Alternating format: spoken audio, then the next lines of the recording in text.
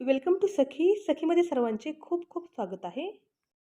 प्रथमतः माझ्या सर्व यूट्यूब फॅमिलीला माझ्याकडून आणि माझ्या परिवाराकडून शारदीय नवरात्र उत्सवाच्या खूप खूप शुभेच्छा. तर नवरात्र उत्सवाचा आज हा पहिला दिवस आहे. आज घटस्थापना आहे. सर्वांच्या घरी खूप सारी लगबग आहे. साधं सिंपल असं फराळाचं काहीतरी खायचं असतं, कारण खूप भूक लागलेली असते. साधा सिंपल असा वरईचा भात आणि बटाटा शेंगदाण्याची आमटी तुमच्यासोबत शेअर करत आहे. सर्वात प्रथम शेंगदाणे भाजून घेतले आहेत. 5 ते 6 हिरव्या मिरच्या घेतल्या आहेत. थोडासा कढीपत्ता घेतला आहे. भगर 3 ते 4 पाण्याने छान धुवून घेतली आहे. 250 ग्रॅम एवढी भगर घेतलेली आहे. छानपैकी लालसर भाजून घेतलेले शेंगदाणे, 4च मिरच्या, 2 ते 3 कढीपत्त्याचे पाने. हे ऑप्शनल आहे. तुम्ही जर टाकत असाल तर टाका, नाही टाकले तरीही चालतील. आणि अर्धी वाटी शेंगदाणे एवढं आपल्याला मिक्सरमध्ये बारीक करून घ्यायचं आहे. भगर मी 3 ते 4 पाण्याने स्वच्छ अशी धुवून घेतली आहे, कारण कधी-कधी भगरीमध्ये खडे असतात, ते दाताखाली येऊ नयेत म्हणून आपल्याला भगर 3 ते 4 पाण्याने स्वच्छ धुवून घ्यायची आहे. गॅसवरती कढई गरम करण्यासाठी ठेवली आहे. त्यात 2 हिरव्या मिरच्या मध्ये कट करून टाकल्या आहेत. 3 ते 4 कढीपत्त्याची पाने टाकली आहेत आणि 1 चमचा तेलामध्ये याला छान असा एक चरका लावून घेतला आहे. थोडक्यात एक झणझणीत अशी थोडीशी फोडणी देऊन घेतली आहे आणि 1 ग्लास पाणी ॲड केलं आहे. आता मला असं वाटत आहे की पाणी थोडंसं कमी होईल, म्हणून मी परत एकदा अर्धा ग्लास एवढे पाणी ॲड करून घेतले आहे. टोटल मी आता 1.5 ग्लास एवढे पाणी टाकून घेतले आहे. 250 ग्रॅम भगर आहे आणि 1.5 ग्लास मी पाणी टाकलेले आहे. आता यामध्ये थोडंसं मीठ टाकायचं आहे चवीनुसार. मीठ जास्तही नाही झालं पाहिजे आणि कमीही नाही लागलं पाहिजे, म्हणून आपल्या अंदाजाने चवीनुसार मीठ टाकायचं आहे. तर या ठिकाणी मी 1 चमचा मीठ टाकलेलं आहे. गॅसची जी फ्लेम आहे ती मी लो टू मीडियम ठेवलेली आहे. हलकंसं पाण्याला उकळी यायला लागले की यामध्ये धुवून स्वच्छ केलेले वरई किंवा भगर, तुम्ही ज्या नावाने याला ओळखत असाल त्या नावाने तो पदार्थ यामध्ये टाकून घ्यायचा आहे. हा भात व्हायला खूप जास्त वेळ लागत नाही. अगदी 5 मिनिटामध्ये हा आपला वरईचा भात किंवा भगरीचा भात तयार होतो. खायला खूप छान आणि खूप टेस्टी असा लागतो. पहिल्या दिवशी आपल्याकडे खूप लगबग असते, खूप सारी तयारी आपल्याला करायची असते. त्यामुळे हा एक बेस्ट असा ऑप्शन आहे.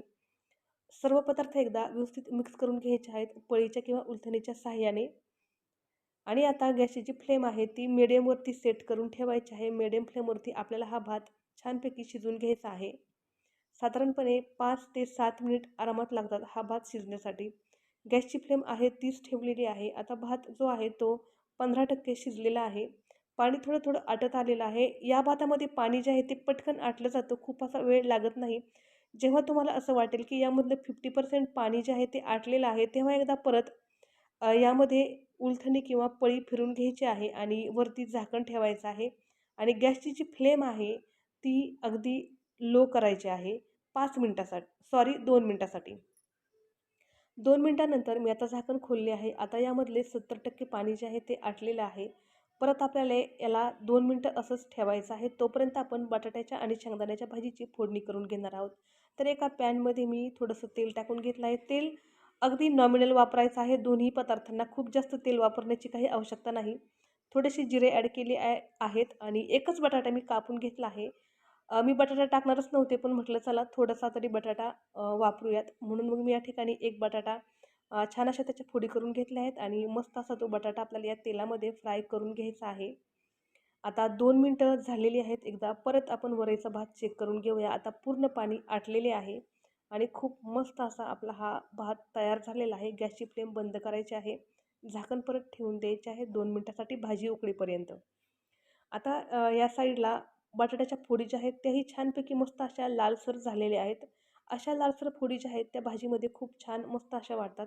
आता यामध्ये वाटण टाकून घ्यायचे आहे आणि वाटणामध्ये पाणी ॲड करायचं आहे. जेवढं आपल्याला भाजी हवी आहे तेवढं पाणी आपल्याला यामध्ये ॲड करायचं आहे. या वाटणामध्ये फक्त आपण मिरची आणि कढीपत्त्याची 2-3 पाने एवढंच वापरलेलं आहे. शक्यतो गरम पाण्याचा वापर करायचा आहे. थंड पाणी भाजीसाठी वापरायचे नाही. भाजी तयार करत असतानाही गॅसची जी फ्लेम आहे ती मी लो टू मिडियम्स ठेवलेली आहे. खूप जास्त हाय केलेली नाही, कारण बटाटा जळण्याची खूप शक्यता असते. पाणी शक्यतो एकदाच गरम करून ठेवावे, वरईच्या भातासाठीही आणि भाजीसाठीही. म्हणजे काय होतं, दोन्ही पदार्थ अगदी झटपट होऊन जातात. मोजून फक्त 10 मिनिटं लागतात ह्या दोन्ही पदार्थ हे करण्यासाठी. खूप जास्त असा वेळ लागत नाही. भाजीमध्येही एकदा मिठाचे प्रमाण जे आहे ते व्यवस्थित चेक करून घ्यायचे आहे आणि मस्त अशी भाजी मिडियम फ्लेमवरती 3 ते 4 मिनिट उकळून घ्यायची आहे. तर या ठिकाणी मी साधारणपणे 2 ग्लास एवढे पाणी टाकलेले आहे. शेंगादाणे म्हणाल तर मी 150 ते 200 ग्रॅम शेंगादाणे अंदाजेच भाजून घेतले होते. 1 बटाटा आणि जिरे 3 ते 4 हिरव्या मिरच्या एवढेच पदार्थ आपण यामध्ये वापरलेले आहेत. चवीनुसार मीठ टाकलेले आहे आणि अगदी गॅसची जी फ्लेम आहे ती लो करून ठेवलेली आहे. लो फ्लेमवरती आपल्याला याला छान उकळून घ्यायचं आहे. गरम पाणी वापरतो त्यामुळे उकळी अगदी सहजच येते. खूप जास्त वेळ लागत नाही.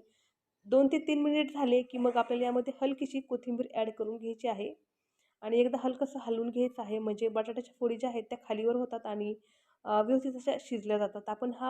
ही भाजी आपण पॅनमध्ये बनवली आहे. तर आता गरमागरम दोन्ही पदार्थ गरमागरम आहेत, तर गरमागरमच दोन्ही पदार्थ आपल्याला सर्व्ह करून घ्यायचे आहेत. सोबतीला मी भाजलेले शेंगादाणे आणि थोडीशी खजूरच्या बिया ज्या आहेत त्या घेतलेल्या आहेत. खूप छान मस्त असं याचं कॉम्बिनेशन होतं.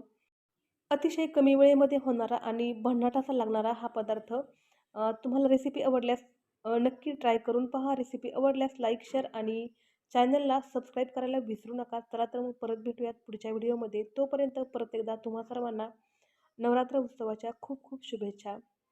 लाईक, शेअर आणि कमेंट करायला विसरू नका. धन्यवाद.